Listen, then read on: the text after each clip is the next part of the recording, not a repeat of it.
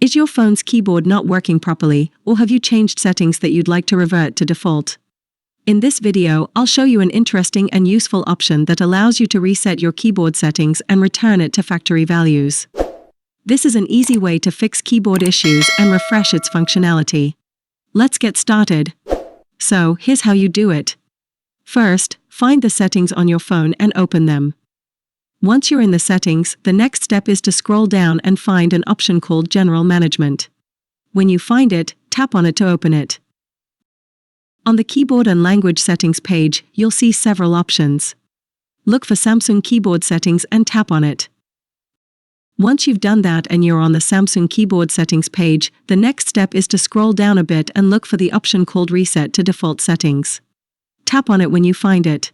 After opening that option, in this section, you'll see various options for managing keyboard data, one of which is the one we need, Reset Keyboard Settings. Tap on it, and then in the pop-up window that appears, tap on Reset to confirm. After that, the reset process will be completed, and all keyboard settings will be returned to their default values. Now you can adjust the keyboard again according to your preferences if needed. And that's it.